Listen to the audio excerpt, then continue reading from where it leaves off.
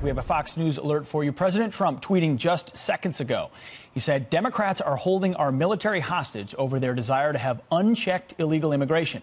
Can't let that happen. That tweet in wake of the government shutdown overnight. Here to weigh in is our radio talk show host panel, Rick Unger, David Webb, and Kathy Barnett. Thank you all for joining us this morning.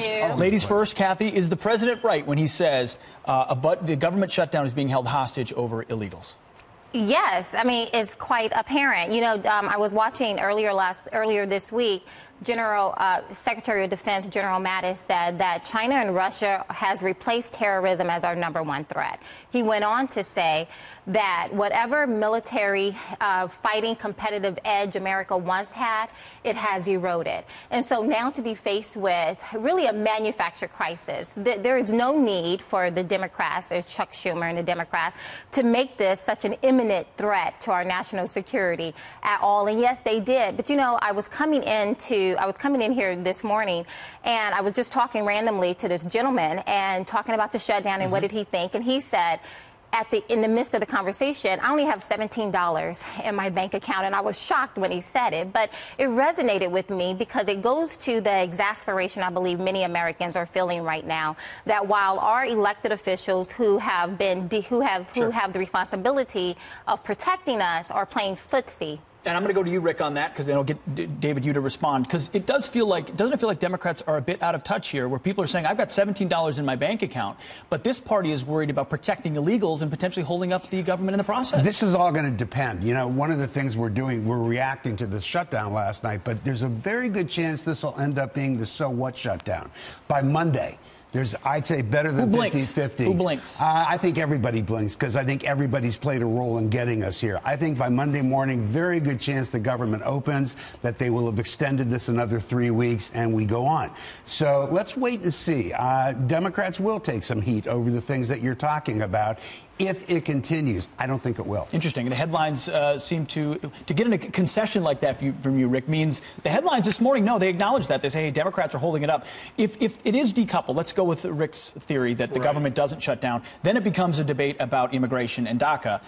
As a conservative, where would you feel comfortable with that deal ultimately landing? Well, and I want to say this before we get to even that deal. Let's look at the calendar.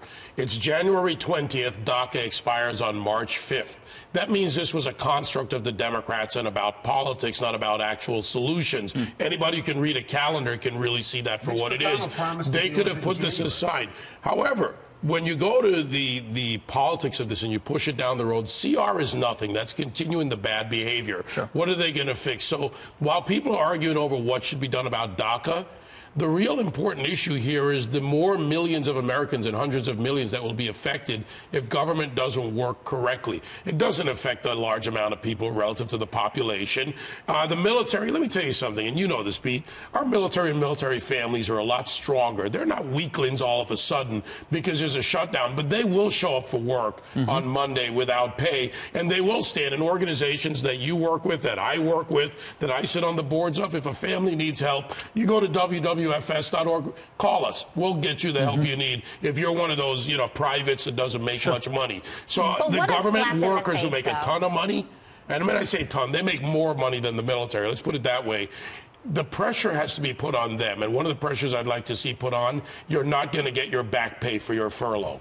Sure. No, there's pressure that could be applied in a lot of places. Talk about the politics. But hold on, that's exactly where I wanted to go. I think that the Dems have overplayed their hand because, I mean, going back to the man who has $17 in his bank account, I mean, people are barely being able to survive, robbing Peter to pay Paul, keeping their head barely above water. And so what does this mean when they go in the ballot box? And when they go into the ballot box, like when, well, for one, I think that the sympathy, because right now, DACA has bipartisan interest in moving it into some kind of resolution. But I believe that because of what the Democrats are doing, they've overplayed their hand, and people are going to begin to resent the whole concept. Rick, do you think that it could play out that way, Rick? I think in real life, even if this goes on, you're always going to have the situation, if you are a Republican or a Trump supporter, you're going to blame Chuck Schumer. You're going to blame the Democrats. If you're a Democrat, you're going to blame probably the president.